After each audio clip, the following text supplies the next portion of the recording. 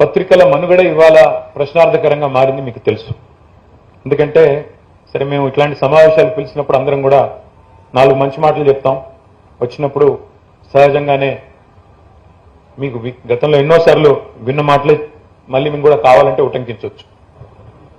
ఒక్క సిరా చుక్క 1,00,000 మెదళ్లకు కదలిక అని చెప్పొచ్చు. కలం కత్తి కంటే గొప్పదని చెప్పొచ్చు. పత్రిక ఒక్కటిన్న 10,000 సైన్యంతో సమానం అని చెప్పి కూడా చెప్పొచ్చు. ఇట్లా చాలా ఉన్నాయి. కానీ ఇప్పుడు ప్రస్తుతం మన ముందున్న ప్రశ్న ఏమంటే ఈ కొటేషన్లు ఇప్పుడు వర్తమాన కాలంలో సరిపోతాయా లేకపోతే వీటికి కాలం చెల్లిందా? ఇది కొద్దిగా మనందరం కూడా ఆలోచించాల్సిన ప్రశ్న. మీడియా స్వేచ్ఛ అన్నారు, పత్రికా స్వేచ్ఛ అన్నారు. అసలు ఏది మీడియా, ఎవరిది మీడియా అనే ప్రాథమిక ప్రశ్నలు కూడా మనం ఆలోచించాల్సిన అవసరం ఉంది. అట్లాగే కొంత అర్థం చేసుకోవాల్సిన అవసరం కూడా ఉంది. ఎందుకంటే 1-2 కాదు, వాళ్ళ మీడియాలు పలు రకాలు. ప్రింట్ మీడియా ఉంది, ఎలక్ట్రానిక్ మీడియా ఉంది, ఇందాక వక్తలందరూ మాట్లాడినట్టు సోషల్ మీడియా ఉంది. ఒక మీడియానేమో ఉనికి కోసం ఇవాళ పోరాడుతున్నది, ఒక మీడియానేమో ఊగిసలాడుతా ఉంది, మరొక మీడియానేమో ఉర్రూతలూగిస్తా ఉంది. రకరకాలుగా ఉంది పరిస్థితి ఈరోజు. కాబట్టి మరి ప్రభావం కోల్పోతున్నది ఎవరు, ప్రాబల్యం పెంచుకుంటున్నది ఎవరు, ఇది కూడా మనం అర్థం చేసుకోవాల్సిన అవసరం ఉంది. ఎందుకంటే మారుతున్న కాలానికి అనుగుణంగా మారకపోతే, కాలానుగుణంగా కొత్త ఆలోచనలకు అనుగుణంగా మనం కూడా అప్డేట్ కాకపోతే, నేను రాగానే ప్రభాకర్ గారిని రమేష్ గారిని అడిగాను ఎంత ఉంది సర్క్యులేషన్ అని. చెప్పారు వారు. చెప్పి కాకపోతే ఇంట్రెస్టింగ్ మాట ఏమన్నారంటే ప్రింట్ ఇంత ఉందండి, కానీ ఎలక్ట్రానిక్ చాలా పోతుందండి, డిజిటల్ గా చాలా పోతుంది బ్రహ్మాండంగా, దానికి ప్రింట్కి దాదాపు 4-5 రెట్లు ఎక్కువ రీచ్ ఉంది అని మాట్లాడారు. అంటే మారుతున్న కాలానికి అనుగుణంగా మరి జరుగుతున్న పరిణామాలు కూడా మనం అర్థం చేసుకోవాల్సిన అవసరం ఉంది. ఎందుకంటే ఇవాళ రాష్ట్రంలో, దేశంలో మొత్తంలో, ప్రపంచం అంతటా కూడా మీడియా నియంత్రణ, media management, headline management, diversion tactics ఇవన్నీ ఒక ఆనవాయితీగా మారిపోయినాయి. పత్రికల మీద పట్టు సంపాదించి కేవలం పతాక శీర్షికలు మేనేజ్ చేస్తే సరిపోతుందా, ప్రజల పర్సెప్షన్ కూడా మేనేజ్ చేయొచ్చా అనేది కూడా మనం ఆలోచించాల్సిన పరిస్థితి. న్యూస్ ఛానళ్ల మీద గుత్తాధిపత్యం సంపాదించి కేవలం న్యూస్ ఏది రావాలి, మన వ్యూస్ ఎలా ప్రజల నెత్తి మీద న్యూస్ రూపంలో రుద్దాలి, ఇది ఒకవైపు జరుగుతూ ఉంది. ఇంత మాత్రం చేస్తే సరిపోతుందా అంటే ఇందాక సాంబశివరావు గారు ఒక మాట అన్నారు, సోషల్ మీడియా ఒక రకంగా మంచిది, ఒక రకంగా చెడ్డది అని కూడా సాంబశివరావు గారు ప్రస్తావించారు. ఇవాళ వాస్తవానికి మీడియాలు పలు రకాలుగా ఉన్నా ప్రజలు ఏది ఫాలో అవుతున్నారు, ప్రజలు ఏది చూస్తున్నారు, ప్రజలు ఏది కోరుకుంటున్నారు, అల్టిమేట్ గా అదే నిర్ణయిస్తుంది సర్వైవల్. కాబట్టి మేమందరం కింద మీద పడతా ఉంటాం. ప్రభుత్వంలో ఉన్నప్పుడు కానీ ప్రతిపక్షంలో ఉన్నప్పుడు కానీ కింద మీద పడిపోతూ ఉంటాం. ఎందుకు మాకు అర్థం కాదు. అసలు ఇందాక వీరభద్రం గారు అడిగితే కూడా అదే చెప్పాను. సార్ అధికారం అనేది ఒక బ్రహ్మ పదార్థం, అధికారంలో ఉన్నప్పుడు, బయట ఉన్నప్పుడేమో బ్రహ్మ పదార్థం సార్ అది. ఎందుకంటే మేము భ్రమపడతా ఉంటాం, ప్రజలు ఇది కోరుకుంటున్నారు, అది కోరుకుంటున్నారు. ఏం కోరుకుంటున్నారు తెలవకనే అటు ప్రతిపక్షము అటు అధికార పక్షము కింద మీద పడుతూ ఉంటాం. ఎందుకంటే ఇవాళ బలంగా ప్రస్తుతం ప్రభుత్వాల్లో ఉన్న పెద్దలు నమ్ముతున్న విషయం ఏమంటే, మేము కూడా నమ్ముతున్న విషయం ఏమంటే, మీడియాని మేనేజ్ చేయడం ద్వారా పర్సెప్షన్ మేనేజ్ చేయొచ్చు, నెరేటివ్ డ్రైవ్ చేయవచ్చు. ఇప్పుడు వచ్చారు కదా ప్రశాంత్ కిషోర్ లాంటి కన్సల్టెంట్లు, స్ట్రాటజిస్టులు వచ్చారు కదా, వారందరూ కూడా చెప్పేది అదే, నెరేటివ్ చాలా ఇంపార్టెంట్ అని చెప్తా ఉంటారు. నెరేటివ్ ఎలా డ్రైవ్ చేయాలి అంటే అటు సోషల్ మీడియాలో, అటు మీడియాలో, ఇంకా ఇతరత్ర అన్ని చోట్ల కూడా నెరేటివ్ డ్రైవ్ చేయాలి అనే మాట పదే పదే చెప్తా ఉంటారు. కానీ ఎన్నింటికి భిన్నంగా గత వారం ఢిల్లీ రాజధాని వీధుల్లో ఏం జరిగిందో మనందరం కూడా చూసాం. ఎన్నింటికి భిన్నంగా కన్వెన్షనల్ పాలిటిక్స్, కన్వెన్షనల్ థింకింగ్, సాంప్రదాయ మూస పద్ధతుల్లో జరిగే ఆలోచనలు, వీటన్నింటికి భిన్నంగా యువతరం కదం దొక్కింది. ఒక కొత్త తరహా ఆందోళన, ఒక కొత్త తరహా ఆలోచన ఢిల్లీ పురవీధుల్లో కదం దొక్కితే ముందెవరూ నమ్మలేదు. ప్రభుత్వం మాత్రమే వనకలేదు, ఒక రకంగా చెప్పాలంటే మీడియా కూడా చెమటలు పట్టించింది. మీకు గుర్తుండాలి, భజన మీడియాకైతే మొత్తం బల్బులు ఎగిరిపోయినాయి. అక్కడికి పోతే పిల్లలు 20 రోజుల తర్వాత మేము గుర్తొచ్చామా అని నిలదీస్తుంటే చెమటలు పట్టే పరిస్థితి. గోధీ మీడియా అని డైరెక్ట్ గా ఎందుకంటే వాళ్ళ మీద ఈడీ పనిచేయదు, సిబిఐ పనిచేయదు, ఐటీ పనిచేయదు ఆ పిల్లల మీద. వాళ్ళు భయపడేది దేనికి భయపడే బ్యాచ్ కాదు అది. అందుకే చెప్పాను మొన్న, మోడీ గారు ఎవరితో అయితే పెట్టుకోకూడదో వాళ్ళతోనే పెట్టుకున్నాడు. ఈ పిల్లలు మామూలు కాదు. మన జరిగిన పోరాటం కూడా నన్ను అడిగితే వాట్సాప్ యూనివర్సిటీ అంకులకి ఇన్స్టాగ్రామ్ పిల్లలకి మధ్యన జరిగిన పోరాటం మొన్న. ఎవరు గెలిచారు ఫస్ట్ రౌండ్ మీరు చూశారు, నేను చెప్పను కానీ పోటెత్తింది పోరాటం, పోటెత్తింది. కొత్త తరం పిల్లలు నిజంగా మనోసారి మహేష్ కుమార్ గౌడ్ గారితో ఇప్పుడు మాట్లాడుతున్నప్పుడు కూడా అన్నా మీ పిల్లల వయసు ఎంత అంటే ఇద్దరు 20లోనే ఉన్నారు అన్నారు, 20s లో ఉన్నారు అన్నారు. ఈ కొత్త తరం పిల్లలు మేమేమనుకుంటామంటే తండ్రులుగా, నా కొడుకు కూడా 21. నా కొడుకు బాగాలేకపోతే ఫోన్ చేశారు మహేష్ అన్న. ఫోన్ చేసినప్పుడు మాట్లాడినప్పుడు అడిగా మీ పిల్లల వయసు ఎంత అంటే, కొత్త తరం పిల్లల గురించి మేమేమనుకుంటామంటే 50లో ఉన్న వాళ్ళం, 50లో నిన్న మొన్న పడ్డవాళ్ళం, ఇంకా 50 అంటే కొద్దిగా జీర్ణం కావట్లేదు. అందుకే ఏమనుకుంటామంటే వీళ్ళకి సోయి లేదు, దేశం మీద పట్టింపు లేదు, సమాజం మీద అవగాహన లేదని మేము అనుకుంటాం. కానీ కాదు, వాళ్ళకి మనకంటే ఎక్కువ కాన్ఫిడెన్స్ ఉంది, వాళ్ళకి మనకంటే ఎక్కువ కమిట్మెంట్ ఉంది, వాళ్ళకి దేశం మీద ప్రాబబ్లీ మాకున్నంత కంటే ఎక్కువ ప్రేమ ఉందని చెప్పి మొన్న ఢిల్లీ చూసిన తర్వాత మాత్రం అర్థమైంది. ఎందుకంటే పత్రికలు పట్టించుకోలేదు, ట్రెడిషనల్ మీడియా పట్టించుకోలేదు, ఆందోళన ఛానళ్లు చర్చ పెట్టలేదు. కానీ లక్షల మంది కదం తొక్కారు. చివరికి ఎవరైతే మేము బయోలాజికలే కాదన్నారు, నాన్ బయోలాజికల్ అన్నారు, వారి మెడలు కూడా వంచారు. ఇది మామూలు విషయం కాదు. ఇది ప్రధాన ప్రతిపక్ష పార్టీలుగా, ప్రతిపక్షాలుగా మేము చేయలేని పని ఇవాళ ఈ దేశ యువతరం చేసి మాకు నిజంగా చెప్పాలంటే ఒక తవ్వు చూపెట్టింది. ఇదిగో ఇట్లా కూడా చేయొచ్చు, ఇన్విన్సిబుల్ అనుకున్న వాళ్ళని కూడా మీరు కూడా మానవ మాత్రులే, మీరు కూడా బయోలాజికల్ అని గుర్తు చేయవచ్చు అని చెప్పి బ్రహ్మాండంగా మరి చూపెట్టగలిగారు. ఇక్కడ ఒక మాట మాత్రం చెప్పాలి, ప్రభుత్వాలు ఏమనుకుంటాయి, ప్రభుత్వాల్లో ఉన్నప్పుడు మాతో సహా, నేనేదో అతీతం, నేను మాత్రం మొన్నటిదాకా ప్రభుత్వంలో నేను ఇయాలొచ్చి శుద్ధులు చెప్తున్నాడు అనుకోకండి. ఎవరైనా ప్రభుత్వంలో ఉన్నప్పుడు మీడియా మేనేజ్మెంట్ చేస్తే చాలా వరకు ప్రజల్ని పర్సెప్షన్ ని మేనేజ్ చేయవచ్చు అనే ఒక అభిప్రాయంలో ప్రభుత్వంలో ఉన్న వాళ్ళు ఉంటారు. కానీ ఏం జరిగింది మన ఢిల్లీలో? అర్ధరాత్రి ప్రధానమంత్రి గారు ఇన్స్టాగ్రామ్ లో వీడియో పెట్టాల్సిన పరిస్థితి వచ్చింది. అంటే సోషల్ మీడియా, కొంతమంది మిత్రులు మాట్లాడుతూ సోషల్ మీడియాలో మహేష్ గౌడ్ గారు కూడా అన్నారు, ఫేక్ న్యూస్ కూడా కొన్ని హద్దులు దాటపోతే బాగుంటుంది సోషల్ మీడియా అన్నారు. కానీ ఎవరు గీయాలి హద్దులు? ప్రభుత్వాలా? ఎవరు గీయాలి హద్దు? మరి ఎవరు గీస్తారు? ట్రెడిషనల్ మీడియాని ఎలాగో మేనేజ్ చేశారు. చివరికి ఇక్కడ మేము రాస్తాము మీ మీద వార్తలు, అప్పుడప్పుడు పాజిటివ్ రాస్తాం, అప్పుడప్పుడు నెగిటివ్ రాస్తాం, ఉన్నవి ఉన్నట్టు రాస్తాం, కానీ యాడ్స్ మాత్రం ఆపకండి అని అడిగే పరిస్థితి వచ్చిందంటే పరిమితులు, స్వేచ్ఛకి హద్దులు పెడితే ఇంకా అది వాక్ స్వాతంత్రం ఎట్లా అవుతుంది, అది స్వేచ్ఛ ఎట్లా అవుతుంది? స్వేచ్ఛకు పరిమితులు ఉండకూడదు. పరిమితులు అంటే సరే, వాక్ స్వాతంత్రం ఇచ్చాం కాబట్టి వాక్ భూషణాలతో దాడి చేయండి, వాడి వేడి మాటలతో బూతులు తిట్టండి అని కాదు. కానీ డెఫినెట్ గా ఇవాళ సోషల్ మీడియా లేకపోతే ఇవాళ ప్రభుత్వాలలో ఈ చలనం వచ్చేది కాదు, జవాబుదారితనం కూడా వచ్చే పరిస్థితి లేదు. ఇవాళ పిల్లలు మనం ఆలోచించాల్సింది అంటే పిల్లలు ఏం కోరుకుంటున్నారు, కొత్త తరం పిల్లలు. ఎందుకంటే వచ్చే ఎలక్షన్ కాడికి 2029 నాటికి the largest voting block will be Gen Z. Largest voting block అంటే 50% పైగా ఓట్లు ఈ పిల్లలే అయిపోతా ఉన్నారు. దేశ తలరాత వారే నిర్ణయించబోతా ఉన్నారు.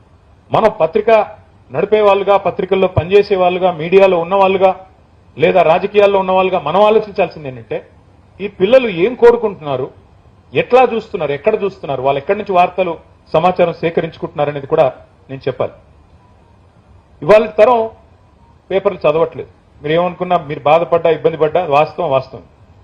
ఇన్ఫాక్ట్ నేను కూడా గత 2.5 సంవత్సరాలుగా పేపర్లు, టీవీలు చదవట్లేదు. మహేష్ గౌడ్ గారు ఒక మాట అన్నారు ఇందాక, మీరు లేదా ముఖ్యమంత్రి గారు కొన్ని సందర్భాల్లో భాష కొంత నియంత్రణలో ఉంటే బాగుంటుంది అన్నారు. మహేష్ అన్న, నేనైతే గత 2.5 సంవత్సరాలుగా చాలా హ్యాపీగా ఉన్నా నా పొజిషన్లో. ఆపోజిషన్ బాగుంది, అట్లా అని ఇక్కడే ఉంటాం కాదు, కాకపోతే బాగుంది. కాకపోతే మరి ముఖ్యమంత్రి గారే ఎందుకో కంఫర్టబుల్ గా ఉన్నట్టు అనిపించట్లేదు. మీరు పెద్దలు, మీరు చెప్పండి, ఎందుకంటే ఇలాంటి వేదికలు అరుదుగా పంచుకునే అవకాశం వస్తుంది, వారికి చెప్పండి. తమిళనాడులో ఒక సమావేశంలో నేను ముఖ్యమంత్రి గారు పాల్గొన్నప్పుడు ఎదురుగానే కూర్చున్నాం. ముఖ్యమంత్రి గారు మాట్లాడిన తర్వాత నాకు అవకాశం వస్తే మీరు కూడా ఉన్నారు పక్కనే. నేను సమర్థిస్తూ మాట్లాడాను. ఎందుకంటే రాష్ట్రం హద్దులు దాటిన తర్వాత ఆయన నా రాష్ట్రానికి ముఖ్యమంత్రి కాబట్టి ఆయన చెప్పింది కరెక్ట్, నేను కూడా దానికి వంత పాడుతున్నాను, సమర్థిస్తున్నానని చెప్పి తమిళనాడులో నేను కూడా మాట్లాడాను. సార్, రాష్ట్రం హద్దు దాటిన తర్వాత, సరిహద్దులు దాటిన తర్వాత మన ముఖ్యమంత్రిని, మన రాష్ట్రాన్ని మనం కించపరుచుకుంటే మనమే 10 మందిలో చులకనవుతాం. అట్లా హద్దులు దాటం. కానీ రాష్ట్రం లోపల ఉన్నప్పుడు కూడా అదే పద్ధతి ఉంటే బాగుంటుంది. అంతేగాని ఇక్కడికి రాగానే రక్తాలు కావాలి, ఇంకోటి కావాలంటే మాకు కూడా స్పందించక తప్పని పరిస్థితి. ఏదేమైనప్పటికీ పరిస్థితి మారింది. మీడియా ఎందుకు చెప్తున్నాను సుదీర్ఘంగా సోషల్ మీడియా గురించి అంటే, ఒకప్పుడు న్యూస్ రీల్ అని ఉండేది. మేము చిన్నగా ఉన్నప్పుడు సినిమా థియేటర్కి పోతే న్యూస్ రీల్ అనేసి మీకు గుర్తుండొచ్చు కొంతమందికి. న్యూస్ రీల్ అంటే ప్రపంచవ్యాప్తంగా జరిగిన న్యూస్ అన్నింటినీ ఒక రీల్ రూపంలో ఎంటర్టైన్మెంట్ కంటే ముందు మీకు న్యూస్ కూడా చూపెడతామని చెప్పి న్యూస్ చూపెట్టేది. అది న్యూస్ రీల్ జమానా. ఇప్పుడేమో రీల్స్ లో న్యూస్ వస్తున్నాయి. రివర్స్ అయింది సీన్.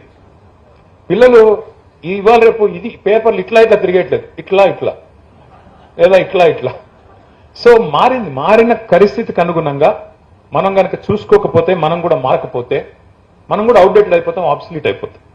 ఇవాళ మీరు చూస్తే రాయిటర్స్ అని ఒక సంస్థ ఉంది. వాళ్ళు సర్వే చేశారు ఈ మధ్యన. న్యూస్ కన్జంప్షన్ ఎట్లా ఉంది, వార్తల్ని ఎట్లా ప్రజలు తెలుసుకుంటున్నారు. అందులో వారు చెప్పింది ఏమంటే, వారి రీసెర్చ్, మీరు రాసిన వార్తలు కానీ, మీరు చూపిన వార్తలు కానీ, ముఖ్యంగా 18 నుంచి 25 ఏళ్ల మధ్య ఉండే పిల్లలు వాళ్ళు పేపర్లు, టీవీల ద్వారా తెలుసుకోవడం లేదు. దాదాపు 56% మంది 18 నుంచి 24 ఏళ్ల మధ్యలో ఉన్న వాళ్ళు న్యూస్ పేపరే చదవలేదు ఇంతవరకు. అలాంటి రోజులు ఎక్కడ చూస్తున్నారు? ఇవంతా కూడా మీరు రాసిన వార్తలనే ఇన్స్టాగ్రామ్ రీల్ రూపంలో, ఇన్స్టాగ్రామ్ పోస్ట్ రూపంలో, వాట్సాప్ స్టోరీ రూపంలో, ఫేస్బుక్ పోస్ట్ రూపంలో మళ్ళీ ఏదైతే పెడుతున్నారో దాన్ని చూస్తున్నారు, అక్కడ తెలుసుకుంటున్నారు. దీనికి ఒక కొత్త పదం వచ్చింది ఇప్పుడు, ఇన్ఫర్మేషన్ ప్లస్ ఎంటర్టైన్మెంట్, ఇన్ఫోటైన్మెంట్ అని వచ్చింది. అందులో నేర్చుకుంటున్నారు. డైరెక్ట్ గా టీవీలు, పేపర్లు చూడట్లేదు. ఇన్ఫాక్ట్ ఒక రకంగా చెప్పాలి అంటే, ఒకప్పుడు తెల్లారి పేపర్ చదవకపోతే చాలా మందికి మనసును పట్టదు. తెల్లారి పేపర్ చదవకపోతే ఆ రోజు కోల్పోయిన ఫీలింగ్. దసరా తెల్లారి, సంక్రాంతి తెల్లారి పేపర్ రానప్పుడు ఆ రోజు ఏదో కోల్పోయాం, ఆ రోజు ఏదో కింద మీద అయిపోయాం, మనం డిజోరియంటెడ్ గా ఉంటాం కొంతమంది. కానీ ఇప్పుడు పిల్లలు, ఇప్పుడు think about it, news is no longer consumed on schedule. రోజు ఉదయం న్యూస్ అన్నట్టు కాదు. Now news is consumed on demand. అంటే నాకు కావాలి అనుకున్న న్యూస్ ని మాత్రమే నేను చూస్తున్నాను. నేను వినాలి అంటే ఫలానా నాయకుని ఫాలో అవ్వాలి, ఆయన్నే ఫాలో అవుతాను. ఇతరత్ర ఇంకెవరన్నా మాట్లాడుతుంటే నాకు తెలియదు. అట్లాంటి పరిస్థితి ఉంది ఇవాళ. ఇంకొక మాట కూడా చెప్పాలంటే, ఇన్ఫ్లుయెన్సర్స్ అని పెరిగారు. చాలా మంది influencers, content creators, youtubers, digital జర్నలిస్టులని రకరకాలుగా కొత్త ఫార్మాట్ లో న్యూస్ వస్తా ఉంది. ఇదంతా ఎందుకు చెప్తా ఉన్నా మీకు? మీరు నవ తెలంగాణ, మీకెందుకు చెప్తా ఉన్నా ఇదంతా? ఎందుకంటే మీరు పెట్టిన చర్చ, మీరు ఇచ్చిన టాపిక్ మీడియా స్వేచ్ఛ, పత్రికా స్వేచ్ఛ అన్నారు. బట్ ఏ మీడియా? ప్రింట్ మీడియానా, ఎలక్ట్రానిక్ మీడియానా, డిజిటల్ మీడియానా? ఇది కూడా మనం ఆలోచించాల్సిన అవసరం ఉంది. ఇవాళ మీడియా స్వేచ్ఛ అంటే పత్రికల స్వేచ్ఛ మాత్రమే కాదు, టీవీల స్వేచ్ఛ మాత్రమే కాదు, సోషల్ మీడియా స్వేచ్ఛ మాత్రమే కాదు, వ్యక్తుల స్వేచ్ఛ మాత్రమే కాదు, సాంప్రదాయ మీడియాని, మీ స్వేచ్ఛని ఎలా కబలించాలో, ఎలా నియంత్రించాలో ప్రభుత్వాలకు బాగా తెలుసు. మీ అందరికీ ఎన్డీటీవీ టేక్ ఓవర్ కథ తెలుసు కదా. న్యూఢిల్లీ టెలివిజన్ ఒకప్పుడు ప్రణయ్ రాయ్ గారు, రాధికా రాయ్ గారు పెట్టారు. వారి మీద 2017లో టకామని ఈడీ, సిబిఐ వచ్చి పడ్డాయి. దాదాపు ఫ్రాడ్ జరిగిపోయింది, అదైంది, ఇదైంది అని చెప్పి 7 సంవత్సరాలు నిరాటంకంగా, అప్రతిహతంగా ఇన్వెస్టిగేషన్ నడిచింది. 24లో క్లీన్ చిట్ ఇచ్చారు. ఏమీ లేదు, అంతా బాగానే ఉంది. ఈ లోపల ఏం జరిగింది? 7 ఏళ్లలో మధ్యలో ఒక పెద్ద ఆయన వచ్చాడు, ఒక కుబేరుడు. ఆ సంస్థను కొనుక్కున్నాడు, చెక్ రాశాడు, స్టోరీ అయిపోయింది. అనుకున్న కార్యం నెరవేరింది నిర్విఘ్నంగా. ఇది జరిగింది. ఇవాళ దేశంలో ఉన్న పరిస్థితి ఇది. వాస్తవం ఏంటి? తప్పు జరుగుతున్నా రాయలేని పరిస్థితి ఉన్నమాట వాస్తవం. తప్పు జరుగుతుందని తెలిసినా రాయలేని పరిస్థితి ఉన్నమాట వాస్తవం. అట్లాగే ఈరోజు మీరు ఆలోచిస్తే దేశంలో ఉన్న మీడియా సంస్థలన్నీ కూడా ఎవరో ఒకరికి ఒత్తాసుగా మారిపోయిన విషయం కూడా వాస్తవం. స్వేచ్ఛగా, నిర్భీతిగా, న్యూట్రల్ గా ఉండే పరిస్థితి ఉందా అంటే లేని మాట కూడా వాస్తవం. The power of speech today is restricted to those in power.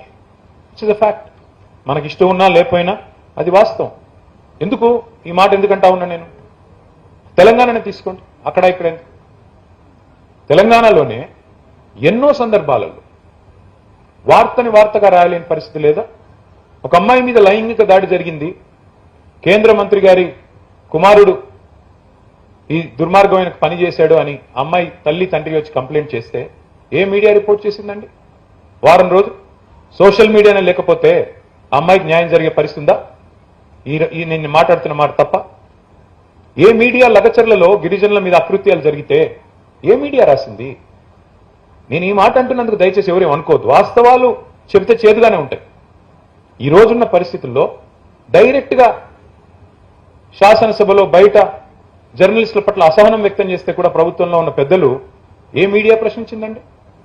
Hyderabad central యూనివర్సిటీలో 400 ఎకరాల భూమి విషయంలో విద్యార్థులు కథం దొక్కేదాకా ఏ మీడియా రాసింది? ఎక్కడుంది పరిశోధనాత్మక జర్నలిజం? ఉందా?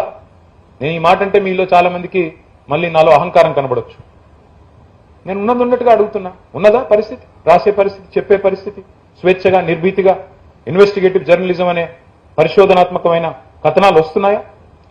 వాస్తవాలు చెబితే నచ్చవు. అందుకే ఏమవుతుంది, ఇప్పుడు మీరు ఇన్వెస్టిగేటివ్ జర్నలిజం మొదలు పెడితే వెంటనే కొత్త ఐటీ రూల్స్ వస్తాయి, టెలిగ్రాఫ్ యాక్ట్కి అమెండ్మెంట్లు వస్తాయి, టెలికమ్యూనికేషన్ యాక్ట్ కొత్తది వస్తోంది, కేంద్ర ప్రభుత్వం తెస్తోంది, మీడియాని గుప్పెట్లో పెట్టుకోవడానికి కొత్త చట్టాలు. మన రాష్ట్రంలో కూడా ఒకటి తయారు చేస్తా ఉన్నారు, hate speech bill. Yes, hate speech bill should start with people in government. ముందు మీరు మానేయండి హేట్ స్పీచ్లు ఇవ్వడం. ముందు మీరు మాట్లాడే భాష నియంత్రణలో పెట్టుకుంటే అప్పుడు ఇతరులు అనొచ్చు హేట్ స్పీచ్ అనే మాట. అంటే ఈ రకంగా మనం మాత్రం ఏదంటే అది చేస్తాం, కానీ ఇతరులు మాత్రం చేయకూడదు అనే పద్ధతి మాత్రం మంచిది కాదు. మరి కొత్తగా సెన్సార్షిప్ కూడా ఇవాళ ప్రభుత్వాలు తీసుకొచ్చే ప్రయత్నం చేస్తున్నాయి, కేంద్రంలో రాష్ట్రంలో ఉండేవాళ్ళు. ఇప్పుడు మీరు చూడండి, ఇప్పుడు మొన్న ఢిల్లీలో జరిగిన ఆందోళన గురించి సాంబశివరావు గారు మాట్లాడారు. ఆ రీల్స్ అన్ని ఇప్పుడు తీసేస్తున్నారు, ఆ పోస్టులన్నీ తీసేస్తున్నారు. గత 4-5 రోజులుగా నిరాటంకంగా జరుగుతుంది ఆ పని. బెదిరించి ట్విట్టర్ని, ఇన్స్టాగ్రామ్ని వాళ్ళని కూడా బెదిరించే పరిస్థితి. వాళ్ళు కూడా చివరికి ప్రభుత్వాల నియంత్రణలోకి వెళ్ళిపోయే పరిస్థితి. వాటిని తీసేయిస్తా ఉన్నారు. ఇక్కడితో ఆగట్లేదు. నిజాలు నిర్భయంగా ఎవరైనా చెప్తే జైల్లో పెడతా ఉన్నారు డైరెక్ట్ గా.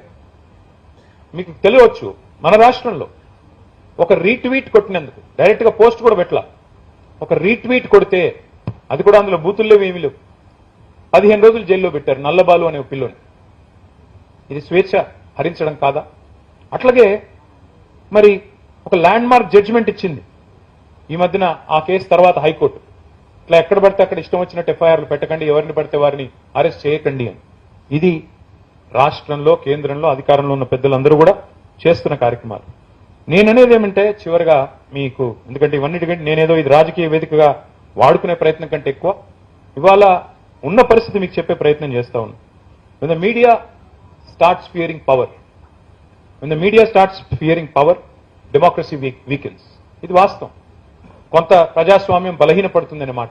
ఇది నాకు వర్తించదా, మళ్ళీ మేము గవర్నమెంట్లోకి వచ్చాక నాకు వర్తించదా అని మీరు అడగొచ్చు. నాకు కూడా వర్తిస్తుంది. ఎవరు చేసినా తప్పు తప్పే. మహేష్ గౌడ్ గారు హుందాగా చెప్పారు, మంచి చేసినప్పుడు 4 మంచి మాటలు రాయండి, చెడు చేసినప్పుడు, చెడు జరిగినప్పుడు మా దృష్టికి తీసుకొని రండి, తప్పకుండా నిర్భీతిగా పెట్టండి అని చెప్పారు. అది వారు తప్పకుండా ఆచరణలో కూడా చూపెడతారని చెప్పి నేను ఆశిస్తా ఉన్నా. నవ తెలంగాణ మరి వారి సూచనను కూడా పాటిస్తుందని చెప్పి కూడా నేను నమ్ముతా ఉన్నా. చివరికి నేను మీ అందరితో ప్రార్థించేది ఒకటే, ఇన్ని మార్పులు, ఇన్ని గందరగోళాలు, ఇన్ని రకాల పరిణామాలు జరుగుతా ఉన్నా ఇవాళ నవ తెలంగాణ తన అస్తిత్వాన్ని చాటుకుంటూ, తన ఉనికిని చాటుకుంటూ చక్కగా మరి ఒక ఎజెండాతో ప్రజా సమస్యలు, వాటి పరిష్కారమే ఒక ప్రధాన ఇతివృత్తంగా మీరు ముందుకు పోతా ఉన్నారు. మరి ఈ క్రమంలో కేవలం వార్తలు మాత్రమే కాదు, కొంత ఇన్వెస్టిగేటివ్ స్టోరీస్ రావాలని, కొంత ఫ్యాక్ట్ చెక్ కూడా జరగాలి. అధికారంలో ఉన్న వాళ్ళు చెప్పంగానే అదేదో భగవద్గీత, బైబిలో, ఖురానో కాదు కదా. ఫ్యాక్ట్ చెక్ జరగాలి, నిజంగా వారు చెప్పేది నిజమా కాదా. ఎట్లా అంటే ఇందాక మహేష్ అన్న మాట్లాడుతూ మాట అన్నారు, ఫేక్ న్యూస్ కూడా చాలా సోషల్ మీడియా ద్వారా వ్యాపింపజేస్తున్నారు అన్నారు. Yes, media should fact check. Even fake news in media or fake news in social media should be fact check. Pragathi Bhavan లో కేసీఆర్ గారు సీఎం క్యాంప్ ఆఫీస్ కడితే 150 బెడ్రూమ్లు ఉన్నాయని ప్రచారం చేశారు. మరి ఇప్పుడు అక్కడ ఎవరు ఉంటున్నారండి? ఉన్నాయా 150 బెడ్రూమ్లు? అందులో బంగారు కమోడ్లు ఉన్నాయన్నారు. ఆ ఫేక్ న్యూస్ వ్యాపింపజేసింది ఎవరు? 84,000 కోట్ల రూపాయలు ఖర్చైన ప్రాజెక్టుకి 1,00,000 కోట్ల కుంభకోణం అని చెప్పి ప్రచారం చేశారు. ఇది ఫేక్ న్యూస్ కాదా? అంటే ఇవన్నీ కూడా ప్రశ్నించాలి, డెఫినెట్ గా జరగాలి. ఫోన్ ట్యాపింగ్ లో ఎవరు సినిమా యాక్టర్ల ఫోన్లు ట్యాప్ చేశామని ప్రచారం చేశారు. మీడియాని అడ్డం పెట్టుకుని. నేను పోయినప్పుడు అడిగాను ఫోన్ ట్యాపింగ్లో, నన్ను పిలిచారు ఎంక్వైరీకి. ఏ యాక్టర్ల ఫోన్లు టైప్ అయినా చెప్పు స్వామి, కొద్దిగా నెంబర్లు అని అడిగాను. ఎవరికి కాలేదు సార్ అన్నాడు. మరి ఎవరికి కాకపోతే మీడియాకి చెప్పొచ్చు కదా, ఇదేంది సోది అంటే ఆయన చెప్పిన మాట చెప్పాను సార్ అన్నాడు. ఆ ఏసీపీ గారు ఎవరికి చెప్పారు అన్నాడు. ఆ పత్రికకు మాత్రం చెప్పాను సార్ అన్నాడు. అంటే ఇవాళ పరిస్థితి ఏంటంటే ఈ సోషల్ మీడియా వచ్చిన తర్వాత ముఖ్యంగా ఇవాళ మేము కూడా బాధితులమే, అధికారంలో ఉన్న వాళ్ళు మాత్రమే కాదు. నిజం కడప దాటే లోపల అబద్ధం అంగీలాగేసుకుని ఊరంతా తిరిగి వచ్చేస్తుంది. ఇది వాస్తవం. అందరూ బాధితులమే, ఇందులో ఒకరు బాధితులు ఒకరు కాదన్నదేమీ లేదు. వాస్తవాలు వాస్తవాలే కదా, జరగనివి జరిగినట్టుగా, ఉన్నవి లేనట్టుగా, లేనివి ఉన్నట్టుగా ఇవన్నీ చూపెడతా ఉన్నారు. అందుకే నేను చివరిగా మీ అందరితో ప్రార్థించేది, మీ అందరికీ చెప్పేది, ఢిల్లీలో మొన్న జరిగిన ఉద్యమంలో నేను ఒక గొప్ప మాట విన్నాను. ఎందుకంటే ఇక్కడ రైట్ లేరనుకోండి, అంత లెఫ్ట్ సెంట్రిస్టులు అందరే ఉన్నాం. ఒక మాట మొన్న ఢిల్లీలో ఒక సోదరుడు మాట్లాడితే విన్నాను, చాలా బాగా అనిపించింది. ఆయన ఏమన్నారంటే, ఆయన అన్నమాట దాన్ని without twisting it, what he said was, there is no right or left in this movement. There is no right or left in this movement. There is only right or wrong. అంతే ఉంది తప్ప right left లేదు. ఏది correct ఏది తప్పు అనేది మాత్రమే ఉంది. కాబట్టి న్యాయం వైపు నిలబడండి, ధర్మం వైపు నిలబడండి, తప్పకుండా ప్రజాస్వామ్యం వైపు నిలబడండి అని చెప్పి మళ్ళొకసారి కోరుతూ, మరి మీరు కూడా ఇంతే ప్రజాస్వామికంగా ఉండాలని మీరు కనుక అంటే నేను ఒకటే చెప్తాను. కేసీఆర్ గారు నవ తెలంగాణ మొట్టమొదటిసారి ఇక్కడ పుట్టినప్పుడు వచ్చారు. ఫస్ట్ ఆవిర్భావానికి వచ్చినట్టున్నారు. ఈరోజు ఆవిర్భావానికేనా రవీంద్ర భారతిలో వచ్చారు. ఇప్పుడు 11 ఏళ్లు నిండినాయి. మళ్ళీ తప్పకుండా 14వ వార్షికోత్సవానికి ముఖ్యమంత్రిగా కేసీఆర్ గారు తిరిగి వస్తారని చెప్పి తెలియజేస్తూ